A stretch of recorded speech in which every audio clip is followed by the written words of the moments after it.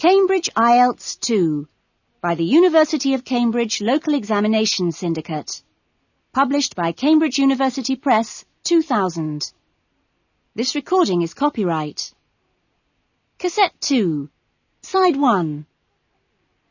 Test 3. You will hear a number of different recordings, and you will have to answer questions on what you hear. There will be time for you to read the instructions and questions, and you will have a chance to check your work. All the recordings will be played once only. The test is in 4 sections. Write all your answers in the listening question booklet. At the end of the test, you will be given 10 minutes to transfer your answers to an answer sheet. Now turn to Section 1.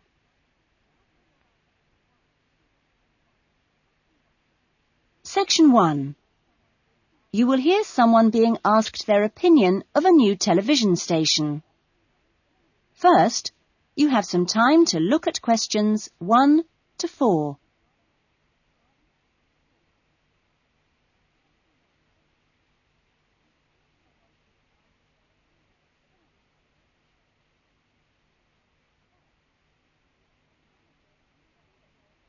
You will see that there is an example that has been done for you. On this occasion only, the conversation relating to this will be played first. Excuse me, I'm sorry to bother you, but would you have time to answer a few questions? What's it about? We're doing some market research for a new television channel starting in 2 years' time. Okay, why not? Lovely. We'll just work through this form. And if we could start with some personal background information? Sure. Right. If I could just have your age? 35. Right. Great. The respondent is 35 years old, so B has been circled. Now we shall begin. You should answer the questions as you listen, because you will not hear the recording a second time. Listen carefully to the conversation and answer questions 1 to 4. Excuse me, I'm sorry to bother you, but would you have time to answer a few questions? What's it about? We're doing some market research for a new television channel starting in 2 years' time. Okay, why not? Lovely. We'll just work through this form. And if we could start with some personal background information? Sure. Right. If I could just have your age? 35. Right. Great. And your job? Systems analyst. But for the form, I don't know whether it would count as professional or business or what. What do you think? Okay, it's more like business. Fine. And would you mind my asking about your salary, or we can leave it blank? No, I don't mind. It's 40,000 a year. Oh, thank you. Right. About your current watching habits. What would you say is your main reason for watching TV? Well, at work, I tend to read for information and what have you, so I'd say that with TV, it probably just helps me relax and unwind. Fine. And how many hours a day, on average, do you watch TV? Not a lot, really. I should say just over an hour. You now have some time to look at questions 5 to 10.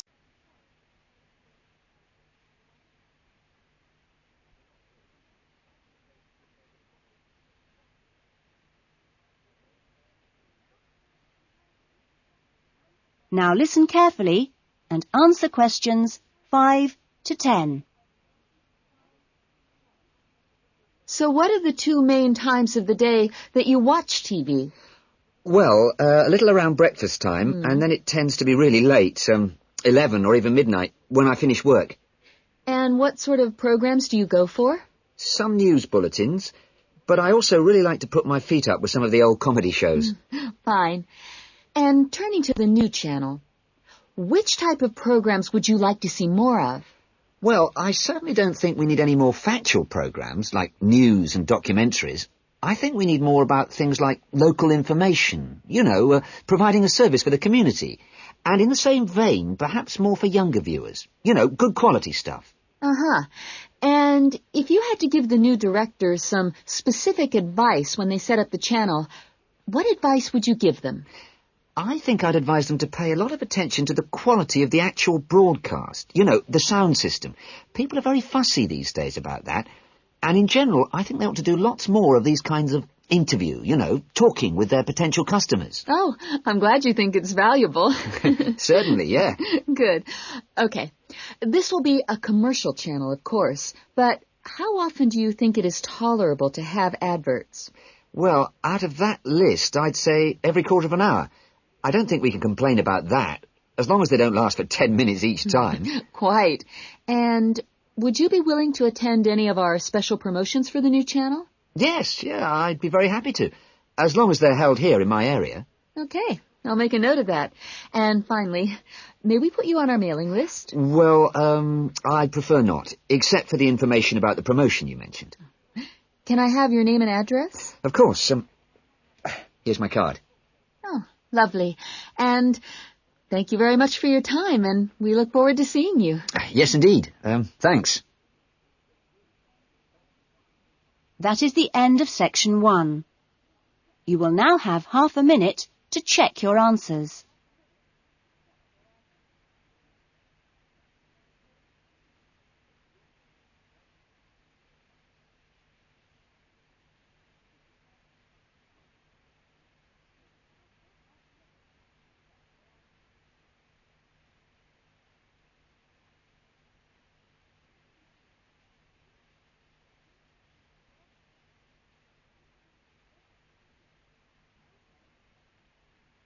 Now turn to section 2.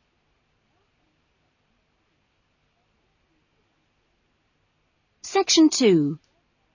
You will hear a student welfare officer talking to a small group of students just before the beginning of term. First, you have some time to look at questions 11 to 16.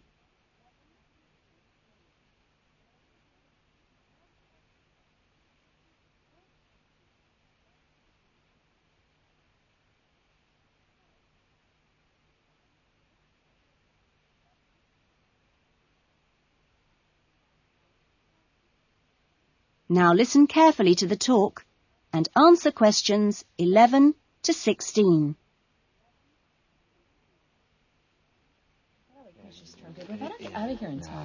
Okay. Well, good morning, everybody. My name's Elizabeth Reed, and I'm your Assistant Welfare Officer. What I'd like to do now is tell you a little more about some of the social facilities available on the campus, and also to tell you something about what the town has to offer. As you probably know already, the Student Union building is the main centre of social life here, as indeed it is in most British universities. The Union runs a weekly programme of events for all tastes. Oh, everything from discos to talks by guest speakers. Many of these events are fundraising activities for charities, which the Union takes very seriously. They manage the Students' Union paper shop, selling magazines and newspapers, as well as stationery, sweets and so on. Let me see. There's the ticket shop, where you can get some very good deals on, well, for example, coaches to London, or inexpensive charter flights. As cheap as you'll get anywhere, people say. Or tickets for big pop groups playing here or at other venues all over the country, or plays in London. Oh, and we mustn't forget the Union cafeteria and the big new diner. Yes, did you have a question? Yeah, does the Union also provide help with any problems? I mean, advice on financial problems, for example, or does the university provide that? Yes, the Union run their own advice service, offering help with financial matters, such as grants. I'm sure you realise anything medical should be discussed with the University Medical Service, which also has an excellent counselling centre. I think that was made clear yesterday.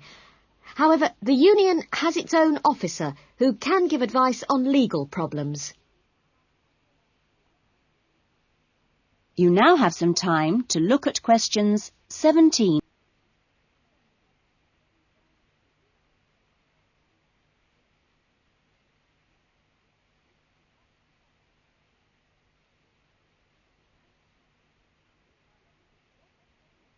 Now listen to the rest of the talk and answer questions 17 to 20. Now, on to Radford. For a town of its size, Radford has some unusually good leisure and community facilities and has quite a good shopping centre with an interesting range of shops. As you go into Radford, there's a new, well, quite new, Olympic-sized swimming pool. That's on the outskirts at a place called Renton. Above the pool, there's a high-tech fitness centre. Are there any ice skaters here? No? Oh, pity. The facilities for ice skating are excellent. Well, the new Metro Tower, right in the centre of town, has got an ice rink and a sports hall for squash, badminton, volleyball and several other indoor sports. And in the same building, there's a new cinema with 6 screens. Then, let me see, in the main square, just 2 minutes' walk from the Metro Tower, there's the Theatre Royal, which often gets London productions on tour. And in the streets nearby, you can find a good range of inexpensive restaurants, including Indian, Chinese, Thai and Italian. That is the end of section 2. You will now have half a minute to check your answers.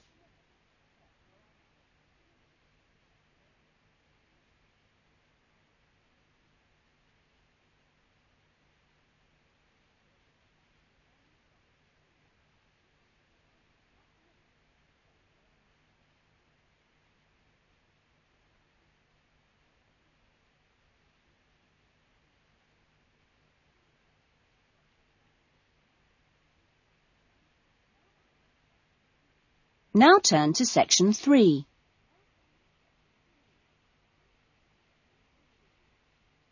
Section 3. You will hear a tutor, Dr. Simon, talking to some of his students about writing a dissertation. First, you have some time to look at questions 21 to 26.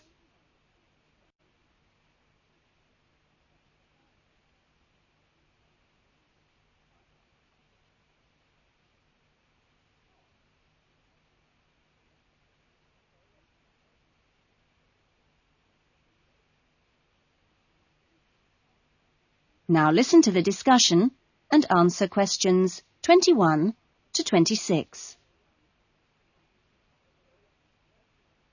OK, welcome back to the new term. Hope you've had a good break and that you're looking forward to writing your dissertation.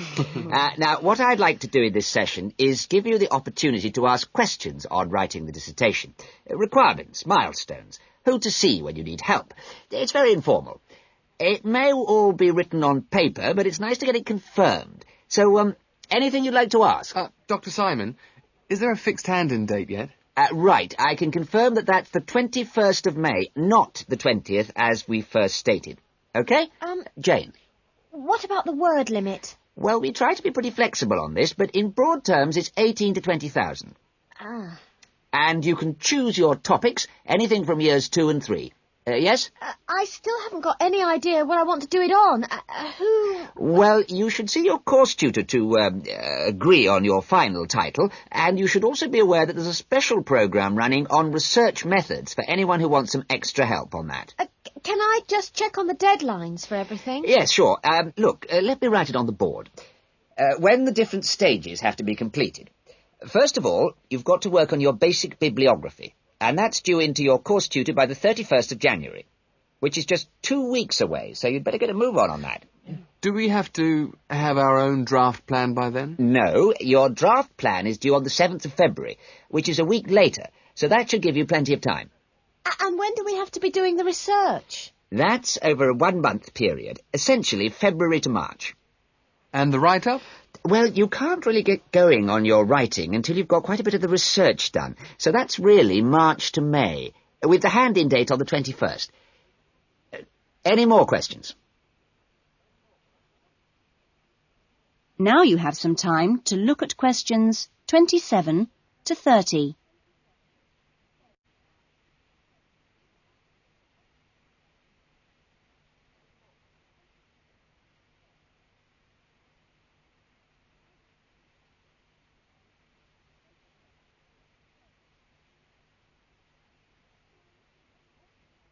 Now listen to the rest of the discussion and answer questions 27 to 30. Well, sir, just some advice, really. It's about computers. Would you advise us to buy one? What can I say, Andy? I know it's a massive expense, but I really feel it would be of great benefit. You can always look in the student union adverts for second-hand ones. Yes? I've been looking at some of last year's dissertations. Oh, is that a good idea, sir? I heard... Well, I don't think you should read them in detail too early, or you might end up taking more of their ideas than you realise. But yes, it really is the best guide you can have to the expectations of what's expected when you write a dissertation. Sorry, Jane, I interrupted you. That's okay. It's just that they did a lot of research using questionnaires. Is that a good idea? I think questionnaires are very good at telling you how people fill in questionnaires. But to be frank, they tell you very little else. Avoid them. About interviews, is it okay if we interview you? The tutors? I don't see why not. They don't have any special contribution to make, but you can if you want. There's a whole section on this issue in the research guide. I'm afraid it's slightly out of date, and you're probably better talking to the tutor on the research methods course. But you might find it useful to start there. Okay. Thanks. Okay, well, great. I hope that sorted a few things out. You can always come and see me or drop me a note if you've got any more queries. Right. Fine. Okay, thanks. That is the end of section 3. You will now have half a minute to check your answers.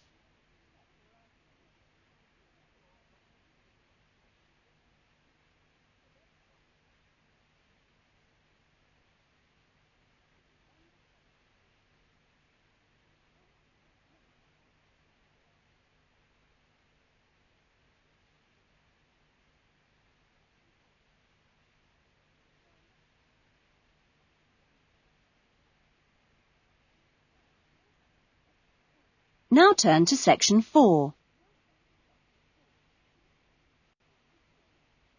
Section 4. You will hear a lecture about the lack of rainfall in Australia. First, you have some time to look at questions 31 to 40.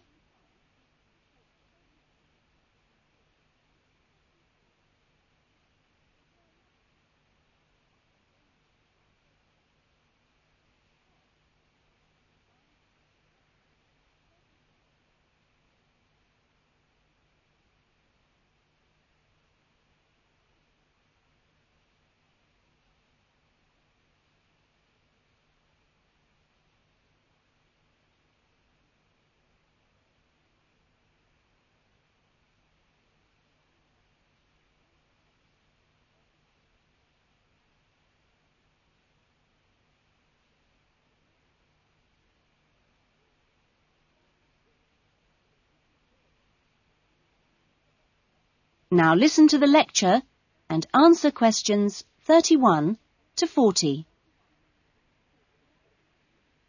Good morning. This morning, we are continuing our look at Australia and its natural problems. Actually, dryness, or aridity, as it is generally called by geographers, is probably the most challenging of Australia's natural problems. And so it's very important in this course for you to have a good understanding of the subject. For Australia, water is a precious resource, and its wise management is of the greatest importance. As I've said, Australia is a dry continent, second only to Antarctica in its lack of rainfall. Long hours of hot sunshine and searing winds give Australia an extremely high rate of evaporation, far more than in most other countries. It's estimated that approximately 87% of Australia's rainfall is lost through evaporation, compared with just over 60% in Europe and Africa, and 48% in North America. You generally think of Africa as being a very hot and dry place, but it's not in comparison with Australia. In many parts of Australia, standing water, that is, dams, puddles and so forth, dry up rapidly, and some rainfall barely penetrates the soil. The reason for this is that the moisture is absorbed by thirsty plants. Some parts of Australia are dry because rainwater seeps quickly through sandy soils and into the rock below. In parts of Australia, this water, which seeps through the sandy soil, collects underground to form underground lakes. Water from these subterranean lakes can be pumped to the surface and tapped, and so used for various purposes above the ground. In fact, extensive underground water resources are available over more than half of Australia's land area. But most of the water is too salty to be used for human consumption or for the irrigation of crops. However, most inland farmers do rely on this water for watering their animals and, where possible, to a lesser extent, for irrigation.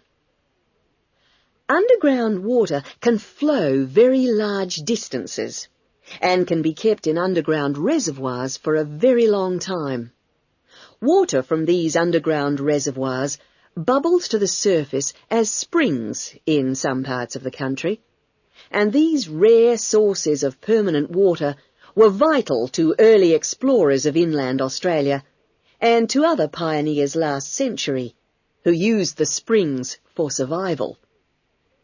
But in many places, levels have fallen drastically through continuous use over the years. This has necessitated the pumping of the water to the surface. Remarkably, underground water sources in Australia supply about 18% of total water consumption. So you can see it's quite an important source of water in this dry land. So, most of the consumption of water in Australia comes from water which is kept above ground. More than 300 dams regulate river flows around the country. The dams store water for a variety of functions. The rural irrigation of crops, without which many productive areas of the country would not be able to be farmed. The regulation of flooding, a serious problem which will be dealt with later in the course. And last but not least, the harnessing of the force of gravity for the generation of electricity. That is all we have time for this morning, but you'll be able to do further study on this important area in the library. I have a handout here with references on the subject, so if you're interested, please come up to the desk and take a copy. Next week's lecture is a case study of an outback farm, and it'll be going into detail about some of the problems we've discussed here. That is the end of section 4. You will now have half a minute to check your answers.